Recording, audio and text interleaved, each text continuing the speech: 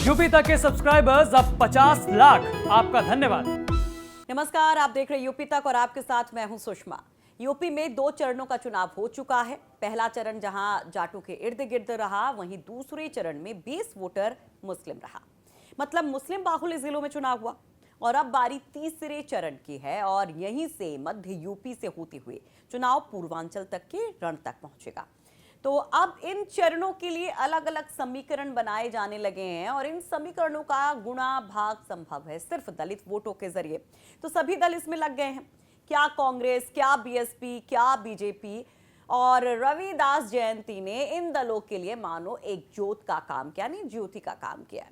प्रियंका गांधी पंजाब के सीएम चन्नी वाराणसी के रविदास मंदिर जाते हैं, सीएम योगी भी वहां पर शीश नवाते हैं, चंद्रशेखर भी रविदास जयंती पर वाराणसी के रविदास मंदिर के चक्कर लगाते हैं।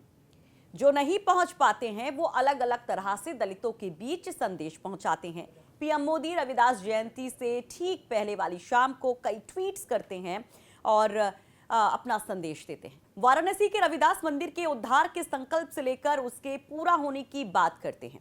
मायावती भी लखनऊ से दलितों को संदेश देती हैं, तो आम आदमी पार्टी दिल्ली में रविदास जयंती पर छुट्टी के साथ नेताओं का रेला लगा देती है।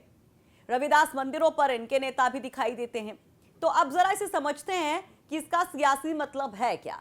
दरअसल 20 तारीख को तीसरे चरण के लिए वोटिंग होनी है, उसके बाद 23 को चौथे, 27 को पांचवें चरण की और फिर आखिर के 2 चरण पूर्वांचल के चुनाव होंगे। और इन चरणों में कई जिलों में दलित वोटर्स की बात अगर हम करें तो दलित वोट ही हार जीत तय करता है।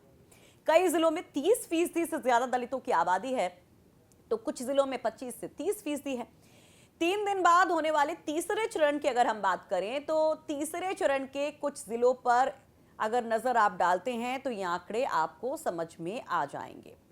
तो अगर तीसरे चरण के जिलों की बात करें तो औरैया में लगभग 30% दलित वोटर्स हैं और करीब इनकी संख्या 30% के है। और झांसी की बात करें तो 28.07%, जालौन की बात करें तो 27.04%, कानपुर देहात में 25.08%, हाथरस से 25.20%, महोबा में 25.78%। ललितपुर की बात करें तो यहाँ पर करीब 25% दलित वोटर्स हैं। तो ये कुछ जिले थे जो तीसरे चरण में हैं, जहां पर दलित वोटर्स की संख्या 25 से 30% है। लेकिन जब आगे आप बढ़ते हैं, चौथे चरण में जाते हैं, तो कुछ जिलों में यहां पर 30% या 30% से ज्यादा दलित आबादी मिलती है, जिसमें सीतापुर है, हरदोई है, उन्नाव है, रायबरेली है। सीतापुर में 31.87%, हरदोई में 31.36%, उन्नाव में 30.64%, रायबरेली में 29.83% और फतेहपुर जिला भी इसी चरण में है जिसमें वोटिंग होनी है। 25.04% यहां पर दलित आबादी है। वहीं कौशाम्बी, आजमगढ़, सोनभद्र में सबसे ज्यादा दलित वोटर्स हैं।